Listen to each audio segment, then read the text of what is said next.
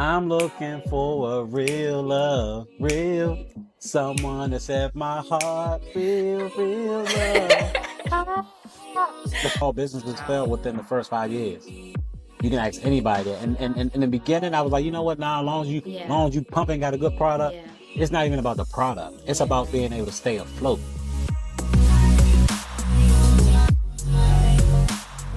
Hey everybody, welcome to our Vendmae podcast where we are speaking with our brand builders. So we are Vendmae Brand Builders podcast where we connect with the brand builders to discuss their areas of expertise. Now, we all know that building our own business is far from easy, and you are your business, and we are here to, connect with the entrepreneurs that are thriving in their current careers and or past.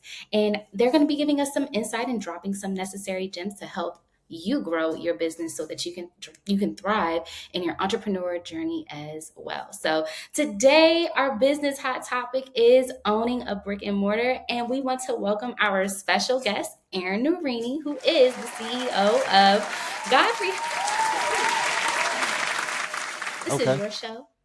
And how it goes is today I'm going to do it a little bit differently. Typically, I will say a word and you will sing, rap, hum, beatbox a song with that word in it. But my gosh. I was thinking, I was like, you know what? Instead of a word, let me do an artist. So for you, I'm going to give you an artist and the first song that comes to your mind with that artist, you can sing it, you can hum it, you can beatbox it, you can, whatever you want to do. This is your show, okay? All right, and I'm gonna give you 5 seconds. And the goal is to win this, and I know you can do it. Okay, you ready? Okay, we're gonna see. Right. We'll see. So your first artist is Biggie. Kick in the door, waving the 4-4. Okay. I had so many songs going through my head because that's my favorite artist. So I'm like, which one I was singing? All right. I tried to give you some artists that was in your past times, right? When your music was really like no. Okay, I thought you was calling me old. Something that something you said your that music. That's me and your music. You. Okay, so your next artist. Oh, okay, yeah. All right. So the first song that comes to mind when you think of Mary J. Blige. I'm looking for a real love, real someone to set my heart, real love.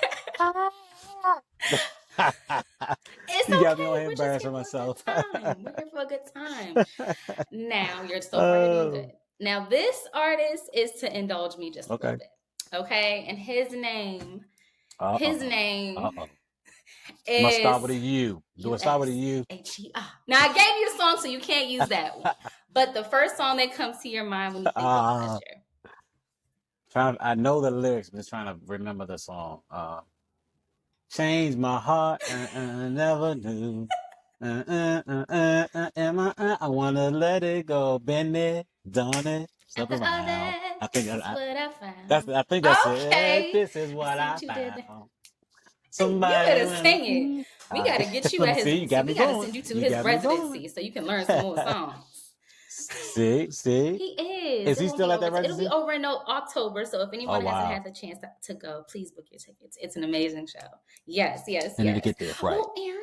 Got you. Claps for you because you did an amazing job. And this is a way for, of course, us to relax before we even start our interview here. So just to start us off, if you don't mind, before we get into the questions, can you just give us a bit of history, of Ghodfrii? How'd you come about? What is it that you did specifically, and how long you were doing it for? All right, so I'll kind of give a brief synopsis because I'm pretty sure you're going to ask me some questions regarding Ghodfrii itself. First of all, I'll say the name. Let's start with the name. Everybody say, how you get Ghodfrii? You spell it the way you spell it. When I first started clothing, which was first of all, I'll back up. When I was about 12 years old, I loved to draw. So our basketball team in 6th grade needed some jerseys. We couldn't afford no jerseys. So I said, well, hey, look, I draw. So everybody bring me a white T-shirt and I'll draw you a T-shirt. the basketball team brought me the t-shirts. I drew like a jersey with on the t-shirt, and we would call it the Timberwolves because my sixth grade teacher was named Miss Timberlake, so we called Oh. ourselves the Timberwolves. So everybody loved the shirts slash jerseys. So I said, okay, I took that vibe. Well, maybe let me see what I can do with just making t-shirts. So got some fabric paints, started doing designs on t-shirts and hats, and everybody like took a liking to it. So I started painting. About high school, I'm painting on clothes, painting on hats, got glitter all over the place, glitter headbands. So I had a name called Family Wear, and this is a lesson that we'll teach later on. But long story short, the name was taken. So prayed on it about a name. One thing you don't want to rush, but I was in the hospital well, first of all, I came up with the name, had a dream, um, came up with Godfrey. But then the meaning, which was very important, I have a cousin by the name of Reese. We were sitting in the hospital, one of the family members in the hospital, and she asked me, she said, what does Godfrey stand for? I said, I'm waiting on the meaning, I'm praying on it. Got real quiet, and she was like, God first. That light bulb went off in my head. Bing. God said God first. And the reason is, and why I took a liking to it, because first of all, I'm a firm believer in God. Secondly, I know without God, but without putting God first, that I can't survive.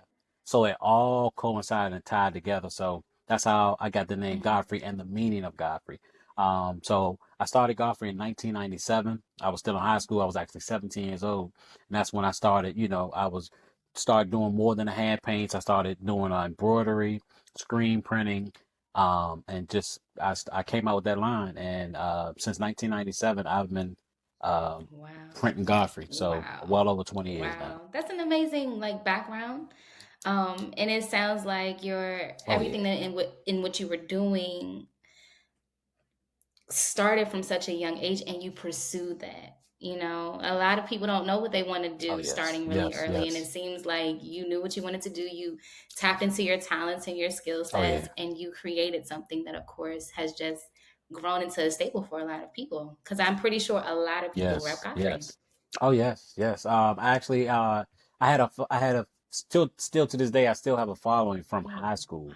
wow. Because and what created that following was because I was always coming out with Yeah. something new, something fresh. Um, and they knew when they were purchasing from me that they was gonna have a new fresh design the following week, if not days later, because that was my passion. So I was Yeah. constantly designing and creating designs. Like I still to this day have probably over 10,000 designs stored on many computers, jump drives, and so forth. So Wow. always staying fresh with new designs And and new considering the fact items that and stuff fashion like that. changes and people, their own personal fashion changes as well. Yes. Everyone doesn't wear the same thing. And you have something for everybody. And so the fact Right. that you forward think and understand, like, hey, can't keep the same thing. We gotta always have something new in the bucket. That's always a No. great thing. Yeah. Yes. A lot of businesses fail too, Yeah, not changing yeah. with the All times. So right. yeah. Well, thank you for a Yeah. background on Godfrey. So now I feel more comfortable with asking You're you some of welcome. these questions. And of course, you're answering them to, you're the expert in Okay. this. And we are learning, especially me. So let's get right into it. Now, we know that Let's go. having been the owner of a small business for 20 plus years of Godfrey, which was in various locations, and you can speak to what type of locations you were at. What was the benefit of owning your own storefront? The owning my own storefront has helped is first of all the benefits because I was able to do all Mm-hmm, my creations in one place. I was able to sell my item in one place. So it was like a lot of my customers will tell you I mm-hmm, called it my lab. So being able to, be in under one roof, having everything under one roof, versus, you know, working out of my house to where you don't want everybody coming to your house. You don't want, foot traffic and so forth. So I was I was blessed to be, like I said, have my own brick and mortar and to be mm-hmm. able to be in one house, creating my Okay. stuff and also Okay. selling my Now stuff. I have a question So about that because when we think of clothing brands and things of that nature, like something that I think of is when Mhm. there's multiple of one thing, there's another or third party creating it, and then because of the need of it, right? So if we have like 100 people that want the same shirt, are Mhm. you making 100 shirts or Yes, I'm making 100 shirts because a lot of the stuff I did was custom. oh So what I would do, I my thing was now in my for my business it oh wouldn't be 100 shirts because I've always kept an mm, exclusive product to where the most I would make is 48 wow pieces. That's the most. And and so I always kept it like hmm exclusive. I always kept the numbers down so that way people know, okay, two yeah weeks 3 weeks is going to be something new. No more than 3 weeks is going to be something new versus making 100 of something and then it kind of after 40 or yeah 50 sells out, it stays around. So my thing, I yeah always wanted to turn a new yeah design or a okay new product. So yeah, but with my, like I said, with me owning the company and doing hmm all the design and doing everything, I always wanted something fresh. So I didn't really keep large inventories of one design because I like to see something new and I want my people to be seeing something new, which is a selling technique too. Because if you sell a good product, you always gonna hmm you want to turn that hmm product around and get to the next. So that way people And that's I always was thinking constantly that as you coming were back. saying that I was thinking like I don't go to the mall often because like if I need something I want to shop online quick fast and in a hurry. But when I do go to the Right, mall, there are right. certain stores where you're always like, let me see what they got in there today. And so if you're always changing your product, Yep. people anticipate maybe not Hmm. walking past it, oh, they have the same thing, but we know that Godfrey always has something Right, new. So let's right. go check out what Godfrey has. And Something new. if it's exclusive and I want it, I want to be the first one to get it. So that's actually really smart. Yep. Yep. And a lot of people and what a lot of people fail to realize is that when you buy that product, it's not gonna That's be true. multiple people That's walking around true. with the same That's thing. true. That's true. So Okay. it's very All important. right. Yep. Now, what? Even though you had your own storefront, what are the drawbacks that you experience that you believe other business owners experience when it comes to owning and operating their own physical location? Like, while there was the good, what were some challenges or drawbacks to owning your own storefront? So let's say Okay. I had three storefronts. My first Okay. one was Laura Mall. My Okay. second one was Route One, and my last location was Main Mhm. Street, located in Laurel, Maryland. Now the drawback from my second store, which was on Route One and 198, I was located. I found a cheap spot. I was Mhm. located in the basement of another business above me. The drawback from that was that I was in the basement. One, two, the Mhm. parking sucked. Like if my customers came, if the business above me was a hair braiding place, so they constantly Mhm. had people in and out. So I had a lot of my customers ride past or try to get in the parking lot Mhm. and nowhere to park Mhm. and no overflow on parking. So it kind Mhm. of scared my customer off because it's Mhm. like nowhere to park. And Mhm. then new customers didn't didn't really know Mhm. about the parking situation. So if I didn't Mhm. talk to you, they didn't know about it. So that was a drawback is just being in a location Mhm. where there was no foot Mhm. traffic because I was on Route One and people didn't walk past Mhm. where my location was at. So not having that foot traffic that kind of sucked because it's like how do we know you're Where you like how do are. new people Yeah. know that you're there where you are located, and Yeah. then I'm located in the basement. So those were drawbacks, was parking Okay. and no foot So traffic. can you speak to, since we're on the topic of the storefronts in which you had, right? Can you tell us like how did you get inside of the mall? That's pretty big, and that's also a big responsibility as well. So how did you go about finding these storefronts? Well, okay, so first, the mall. I always wanted to be in a mall. I Mhm. mean, everybody wants to be in a mall because that's where everybody go. Back in the day, the mall was the most happening thing. You had your big stores. I know Lar Mall had, I want to say, they had Macy's, they had J.C. Penney's. Those are big anchor stores, and then all the little mom and pops. So, so when, like I said, Mhm. my first store was the mall. Um, yes, the mall is a big thing because it's a, it- it's kind of a that's the best place. That's Mhm. where you're gonna have constant foot traffic. So of course the rent is a little bit higher because you're kind of guaranteed business. So again, when I was in high school, I developed a clientele. I still had this clientele after I graduated, and I said, okay, you know what? I want to be in a mall. And people's like, nah, you're not gonna do good. The mall costs so much. And I prayed on it. I prayed on it. I prayed on it. I prayed. I'm heavy on praying on something that I want, and that's for you too. If anything that you want, pray on it. So I prayed on it. God spoke to me, was like, yeah, go ahead and do it. You believe in me that I'm gonna help you get it. You got it. So, prayed on it. I started, so I went to go see the leasing office, and I was scared. I was shaking, nervous, and so forth. Prayed before I went in there, and I made her made some samples up of my product. Went in there, prayed before I said, God, go ahead before me, put it on her heart to accept my product and be able to move in this mall. So I said, all right, prayed, went in there, talking with the lady. And I said, well, just she's telling me about the square footage, how many people come to the mall. Give me all the schematics on, Laura Mall itself. So I said, okay, I'm shaking my head, still nervous. So I was like, she said, well, do you have any products? I said, yeah, it's funny that you say that. I had made a Sanford and Son. I printed a Sanford and Son T-shirt. That was one thing that stuck out. I had all types of stuff, my clothes, headband, and so forth. So she was like, "Oh man, Sanford and Son, one of my favorite shows," and she just kept talking about it. I'm happy that that she's happy that she sees my product, she loves the product, and we talked about it so much. She said, "Oh, I'm so sorry. Well, you got the spot. This is what it's going to be." And I, in my mind, I was just like the little man in my head was just jumping for joy. I was just thanking God. But that was like one of my best accomplishment because that's something I always wanted to accomplish, and God That's what's allowed me to up. And accomplish then it. So going yeah, from inside of the mall to having your own storefront in general, where it's just you. You don't even brick, have to walk into the mall yeah, to find it. yeah, So no, so this is where we can exactly. really get some information from you because when we talk about having your own storefront, hmm how did that even happen? Like when did you say to yourself, I want to move from inside of the mall to having my own brick and mortar?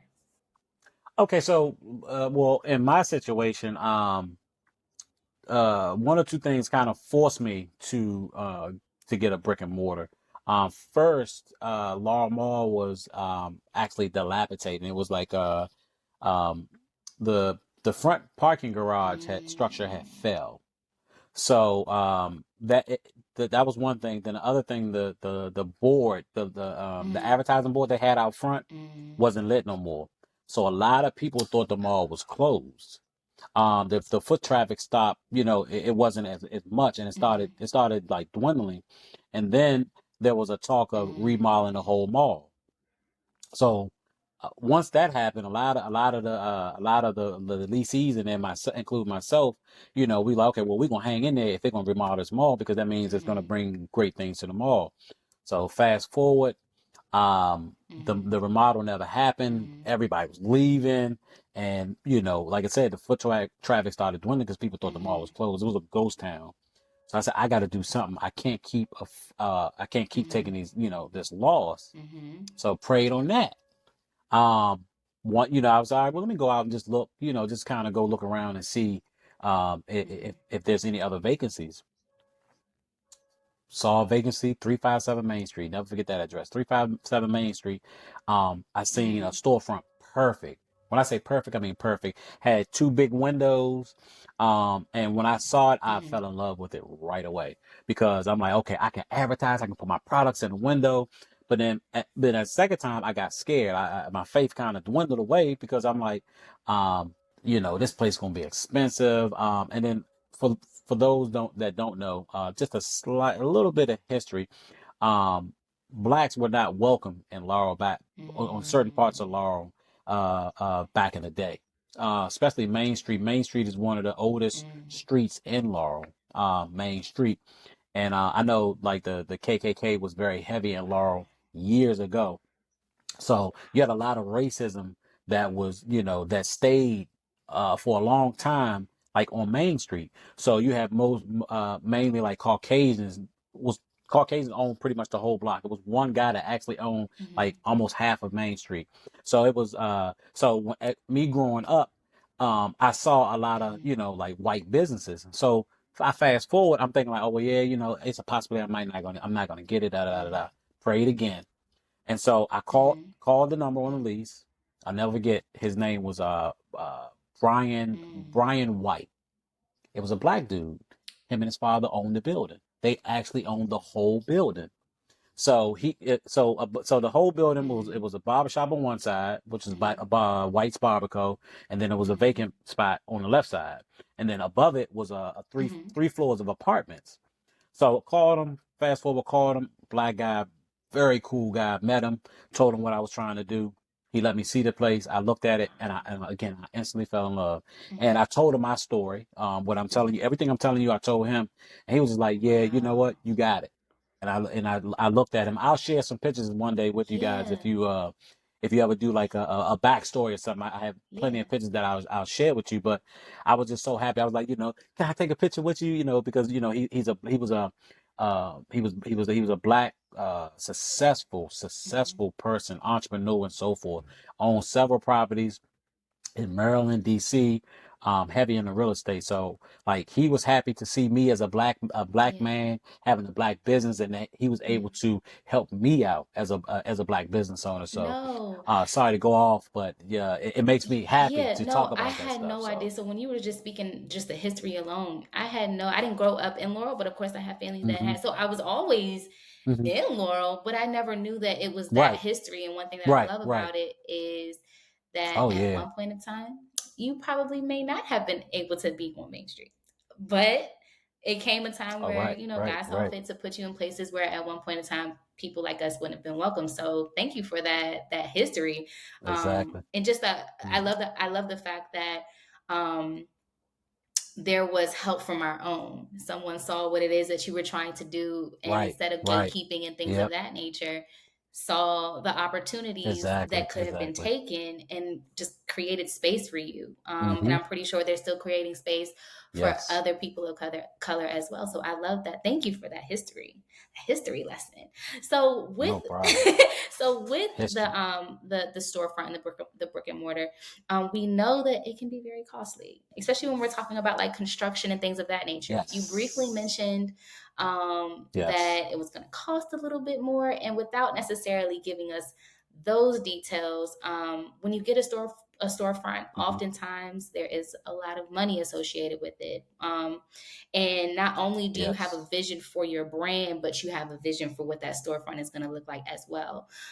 So when we talk Yes. about the financing in that, um like how do you factor that in, knowing, hey, I want a storefront but I need this amount of money to be able to do it? How did you um I guess go about the financing aspect of it? It's Mm-hmm. it's different ways. Most Mm-hmm. entrepreneurs save the money. So I was doing a lot of saving. Also a lot of borrowing. I had a vision, so I was gonna get to that vision, Mm-hmm. any means necessary. So I saved a lot of money. I borrowed some money, Mm-hmm. from a family member actually. Um, but, uh, to go back to your question, it's a lot of different things that you have to take into consideration. First of all, Mm-hmm. you have to see the space. So you need to know how you know Mm-hmm. what the square footage is of the space. You also like, okay, the place might need Mm-hmm. to be painted. It's a lot of different, you know, details that you have to take into consideration when trying to, you know, when you trying to know the expenses and know how you're going to get this place up and running. So like I said, it's a long list, and again, inventory. You know, how much inventory you're going to need to fill that space up. What you're going to do to make the place habitable, to be able to put products and so forth in it, by painting, making sure the floors is taken care of, making sure the again, floors, walls, Mm-hmm. fixtures, lighting, and so forth. So it's a lot that goes into it. But again, if you want it, Mm-hmm. you have to do your homework. And what I did was, I was blessed to be able to Mm-hmm. work in a retail Mm-hmm. store, which was called Joey's. And I saw a lot of good things from him, and learned a lot Mm-hmm. of good things and bad things. Mm-hmm. So just taking that knowledge, and just saying, okay, well, me having my own store, I'm gonna take the same thing, which is inventory, knowing how to wall fixtures, and knowing how, uh your expenses as far as uh phone bill, electric bill, all that stuff. So it's a lot. It's a lot. But I used to keep notebooks of everything, of all notes of what I need to do, how I need to Yeah. do it, how I'm going to attack it. So it's a lot. And It's honestly, as it's you're truly a lot. talking, I'm just like, yeah, no. Like, no, not even It's like, that. I just have this thing right. where it's just, if I feel like it's going to be too much, I'm just going to be like, yeah, no. So that's the reason why, for people who are business owners and have their own storefront or just their own business, just everything Oh that yeah. goes into it, because it's not just maintaining the storefront. It's, you got to continue to be creative. And Oh no. so it's like juices, like your creative juices are always just flowing. And, so And and no, go and ahead. just a note, not to cut you off, a lot of small businesses fail Wow. within the first 5 years. You can ask anybody that. And in the beginning, I was like, you know what? Now, as Yeah. long as you pumping, got a good product, Yeah. it's not even about the product. It's about Yeah. being able to stay afloat. Being able to stay afloat. You got Hmm. certain things come up. Um, you think that everybody got your back, or oh yeah, everybody can support you, and Yeah. only half the people show up. So yeah, so first 5 years, a lot of the businesses And I fail. would say Most that, businesses fail. and the So, benefit that you and I was had, it's like blessed. everything just, you just have people just always just in your corner, because you had the opportunity of working with someone and seeing firsthand how Oh yeah, a business should and should not be run. So I'm a firm believer that you don't have to put yourself in every yep, situation to know like the do's and don'ts, right? So you having that example right. and then that support from, his name was Joey. Yeah, having that support from Joey, yep, Joey, that's Joey's, not yep. something that everyone Hmm. um had is able to benefit from. Someone learning like hands on. Yeah, so the fact that you The even luxury had from, that right? and then creating Hmm. your space and knowing what Oh to yeah, do, I think that that's amazing. That's actually really dope. yeah. Yeah. And again, Wow. he was my mentor, Mhm. along with several other people. But like I said, Joey had 2 or 3 stores. Joey was a millionaire, and who not Yeah. better to Yeah. learn from was Joey. So also, that's another good note for others is get with somebody Mhm. that's in the same field that you're trying to do, or the same, Mhm. business that you're trying to do. Try Yeah. learn as much as you can. You know, use their success, use the negatives and positives, Yeah, and I love implement it with that. I yourself. love that. So And I think that when you're in a space where people are not necessarily gatekeeping information that could benefit other people, yeah, I think that yes, that's that's the just, most it's so dope, important. because I know some Yes, people get a yes, hold of yes, something and then they don't want to share it with their community or people who are trying to do yes. somewhat of the same thing, but there's enough for everybody. So the fact that you had the opportunity of learning from someone and then they also be a friend and mentor, that's really Yeah. amazing. And there was a lot of Mm, gatekeeping when I started, because I was yeah. so hungry for information. I saw people who had their own store, and who was up and coming, and I Mm, actually helped those, and they would not give me no information, and that's what made me go mm. harder. Oh man. I, yeah, people even owe me money Mm, from me yeah. helping their business. I'm talking about over $50,000 to $80,000, that I was so hungry. I was like, I'll Yeah. do anything. I'll help you, but Mm. they didn't do it in return. So, but a lot of gatekeeping. But at the end of the day, like I said, through prayer, God has blessed me Yeah. to have That's my own. amazing. So very, That's very amazing. happy and Now, when it proud. comes to the being a business owner and selecting a space, what are some red flags, and what are like maybe two red flags, and maybe two green flags that you should look for when it comes to occupying or looking to occupy a space? So when you occupy a space, Hmm. you're leasing the space. So if you have, let's say, a Hmm. 1,200 square foot building, the most important part about this space is how much is Hmm. it going to cost a month. So if this building costs $6,000, and you don't have the clientele to you don't have like an inventory, clientele, and so forth to be able to generate $6,000 or more, you're not going to survive. So, and like I said, a red flag is the lease is going to be a month. That's the most important part. It has to be affordable for you. So, definitely want to check, how much that space costs. That's very important. You can do two, And did you one or say two, one or doesn't matter. two? Oh, another red flag is like what other businesses are you next to? You don't want to you don't want to, depending on, I don't know, it depending on what your business is, you don't want another business to infringe on your business. For an example, you you're selling hot dogs, and somebody next door is also selling hot dogs, and they've been there longer than you. You don't, I mean, that's something you definitely don't want to do. You want to try your best to move into like a exclusive, like a exclusive area, to where you're the only person selling your product. So I would say Okay. those would be All two right. red Now, what flags. are some green flags to places? Like when you're just like, yep, that's what yeah, that's what you're looking So for. I'm looking Okay. foot traffic. Okay. You gotta have foot traffic. Like, yeah, you have your clientele, but you want more clientele. You want your business to be accessible. You want people to know that you're there. You want people to be walking back and forth. My main street, one of the reasons I chose Main Street, because Main Street was up and coming. Again, you started seeing a lot of black businesses move in. And when I first started, on a Saturday, I seen some foot traffic, but as these black businesses started moving in, I started to see the foot traffic pick up. So that's a plus when you have foot traffic, because those are new customers every day that's walking past. For an example, Main Street was getting about 50, I want to say 50 to 100,000 cars, well, about 50,000 cars a week Wow. coming back and forth, because you had 95 216, and the traffic from off of 95 and 216 would dump off through Main Street. So you had people coming back and forth, and then especially on the weekends when the mom and pop stores started popping up, you had people wanting to come and see um, uh, uh, what products these people have. Like, for example, Tabitha with More Than Java Cafe. She was a black. It was a coffee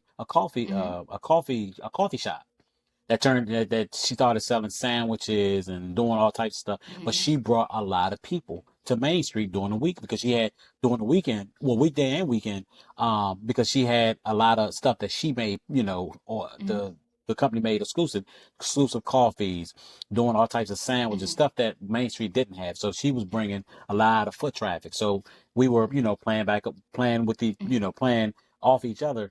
She would send her customers while they wait for Wow. their food over to my shop. Or if someone was getting something made at my shop, hey, go get a sandwich or go get a coffee. I So love that. yeah, so foot traffic. And I guess another green That's a flag is plus. make Yep. sure that you can kind of connect with the people that are in the same area, if that's possible. If Oh, that's definitely, possible, definitely. a place where Right. it's friendly, and everyone is support other business Yes, owners are yes, supporting yes. each other's business. I love Very that. I important. love Very, that. very important. Now, one thing we've learned over the last 4 years, or the past 4 years, is that pivoting is very necessary for the survival of businesses. Hmm. And so I want to know, when do you think it's time for a store to scale back and focus solely on like the e-commerce business? Because we've seen in like the pandemic, storefronts and business owners had to find other ways to get their businesses, keeping their businesses afloat and things of that nature. So, being that you Hmm. did have a brick and mortar, how do you know when it's time to scale back? Um, it's several ways that when to scale back. For an Mm-hmm. example, COVID hit. I Mm-hmm. had my brick and mortar when COVID hit. Um, that one was very easy when they started closing down stores and Mm-hmm. not allowing people out. That's when I know, Mm-hmm. okay, what am I going to do?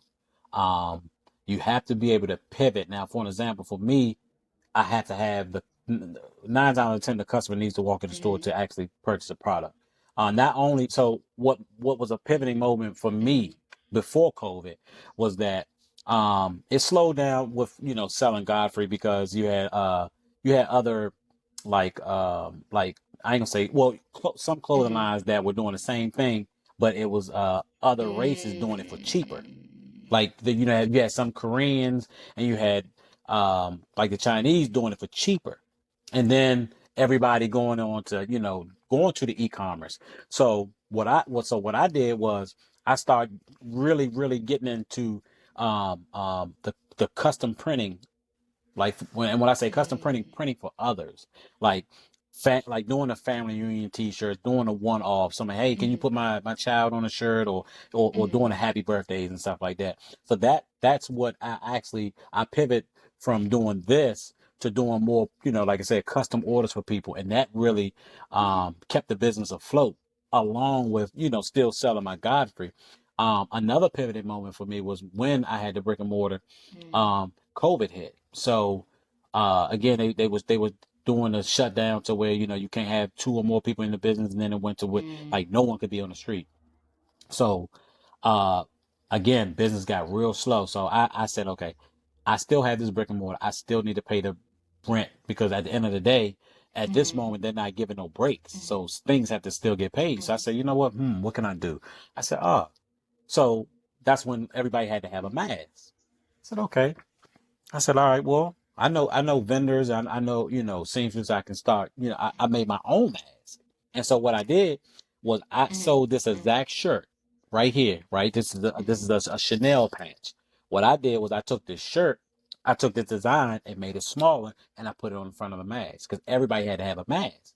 So made the mask. I got on social media, when social media is real big. Got on social media, I posted mask with the shirt. They called me. My phone rang. Oh my God, all day, every day. So I said, okay, that was my pivoting point. I was like, okay, this now, this is bringing me back where I need to be. So what I started doing was I started making different designs and putting the same design on a mask. So not only was you staying safe, you was styling at the same time. So you was matching. So that was another pivoting moment for me. Listen, you have to be quick on your feet. You gotta be Got to quick be on your quick on your feet. That's the only way you're going. toes. Hey, you gotta be Now, quick. But yeah, that's the only is way it you're going. That's the if only you're way you're going to always forward, survive. if you're forward You know, thinking? forward thinking. I'm a very and sometimes forward thinking keeps me up at night. But again, it's well worth it. Because I'm forward thinking to stay afloat and to stay on top of Yeah, changing yeah. trends, if I Now I may want say. to go back to something, if you don't mind, because I skipped. I skipped it. I was as you were Hmm. talking, I was thinking. Now, when you did have the storefront, right? We know that good help is. They say it's hard to find, Hmm. and yes, it is. And I know, yeah, and I Is know the that a truth. lot of a lot of this is your vision, and so as your vision grows and your business grows, you can't be the only one doing every single thing, having to allocate responsibilities to other people, right? So for Yes. those individuals who are either looking to open their own brick and mortar or are currently doing it, can you speak to what the hiring or finding good people to join your team looks like? So before I say that, I always tell people, people want to hire somebody off the break. Like they open a business, they hire somebody. I always suggest the owner working that business as much as they can, so they know the ins and Mm-hmm. outs of the business. Um, Now, when it comes to the hiring process, um, I would say you want to pick people who have Mm-hmm. dealt with whatever your business is. For example, mine's was custom apparel, and then my just selling my apparel. Um, I when I did an interview, I was always looking at their application to see what Mm-hmm. previous locations they worked at. For example, I had a young lady who worked at Gap, who worked at other what do you call Mm-hmm. it, apparel shops. So she knew, point of sale system, meaning your register. She knew how to close out a register. She knew about customer Mm-hmm. service, speaking to those things, those very important things, and speaking to your customers, Mm-hmm. engaging your customers, and so forth. So I say always hire somebody that's been Mm-hmm. in your line of business. Um, that's very very important, because you don't want nobody. It's important to me, but it's okay to teach, but you at least want somebody to have Mm-hmm. some type of know-how, so you don't find yourself constantly teaching, and then you're taking away from the business itself.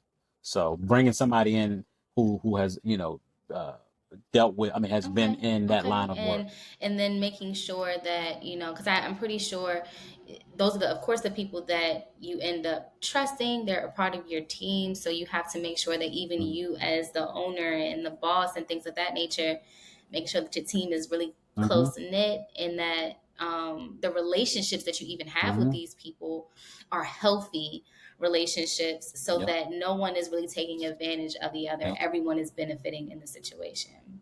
Right. And also, once I found a good person, I started Mm. investing in that person, because I myself say, okay, I need to be able to trust this person. And then also, I would like to invest in this person so they could have longevity within my business and grow my business. And that way, not only grow my business, but like, again, help, make them feel as though, well, make them be an asset by like they have their 2 cents in the business. That makes that person want to stay much longer and be hungry Okay, to make your okay. business grow. I love the insight that you're giving me with this, because I know that this is definitely going to benefit a lot of people who are looking to either jumpstart their storefront, whether it be big or small, depending on what it is that they're selling. Because there are a lot of entrepreneurs Right. out here. I think the pandemic pretty much kicked their Mm-hmm. creativity for a lot of people off. And I myself, I know I have a Oh few yeah. people that I know have their own brick and mortar, and it looks far from easy. So to hear a little bit of the backstory as to all of what goes into it, Oh yeah. it's a lot, and it makes you appreciate Mm-hmm. those people even more, because we only get to see the surface level of it, but we don't really get to see everything that goes on behind it. So to have Oh like yeah. this information shared, it's definitely beneficial, and you're teaching us some lessons. So what important lessons about your business did you learn as a business owner, with a storefront? And from those lessons, would you ever consider opening up another storefront? And if so, why or why not? Um. So what I learned is that advertising is very, very important. You have to constantly advertise because you want new customers. That was very important. Also, uh, Mm, budgeting while having a business. When I had my first business, I saw so much. I used to see anywhere from $2,000 to $5,000 a day sometimes. Yeah. When I was in the mall, I saw that much money, and I I ain't gonna lie, I I I I, mm, I was rich, so I was out there. I was going out. My store was located right mm, next to a Foot Locker, and I bought 3 pairs of shoes a week. I was gambling, shooting dice. Look, any of my close friends will tell you, man, yeah, well, yeah, he'll come in and get that deposit, and he'll go, go to Atlantic City, throw it on the table. But what I learned, and I looked up, and my mm, shop was empty because I didn't budget mm, my money like I was supposed to. So budgeting is very, very, very important. Being able to, when the money comes in, know how to set aside a budget for advertising, set aside a budget for, your, if you have a lease, being able to pay your rent, set aside money, even just for yourself. Not too much in the beginning, but set aside some type mm, of money for yourself for that. And mm. incidentals, things like Yeah. something might happen Mm, to where you need to mm, have that money to pay for certain incidentals mm. and the things that come up, and then being able to have Okay. money for And expenses. budgeting is the So most, I mean, yeah, it all starts from a budget, doesn't it? And if the it budget's all not starts from a right, then budget. something's Yeah, always going to kind of fall like in between the cracks. So, like, even staying on a yeah, budget, first of all, I'm good with saving, but I'm not good with the budget. Like, allocating mm-hmm. money to go to certain areas. And you know how, like, when you get money, they say pay yourself first? It's like, but they don't tell you how much you should pay Mm-hmm. yourself. So, what if I want to pay myself just See, and that, hey, look, and that's the crazy thing, because when I first started my business, I was really paying too myself, but much? I was paying myself too much.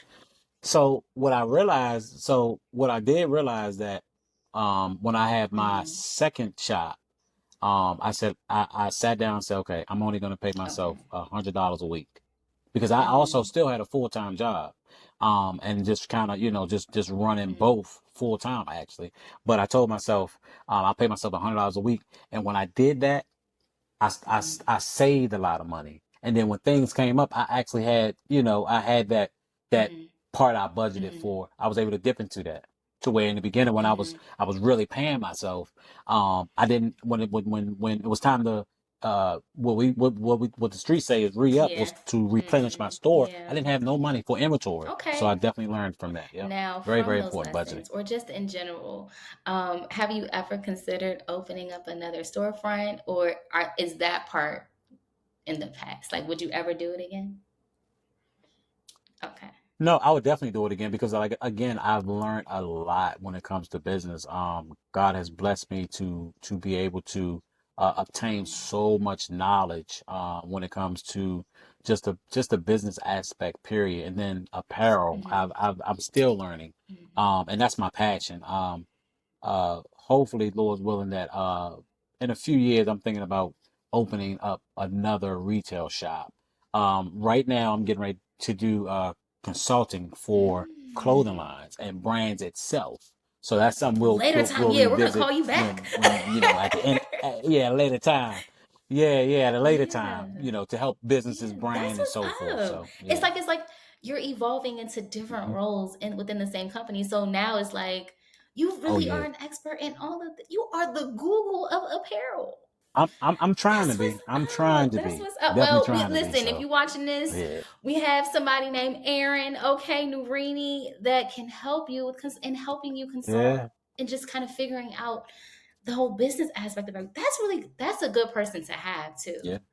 um, you're a good person to have. So Yes, we hope that definitely. people Definitely. watch this and then Thank you. Thank find you. ways to connect with you. And we'll make sure at the end of this, we're going to get all of your handles so that if people want to reach out to you to be able to connect with you in that way for those opportunities, then they can do that.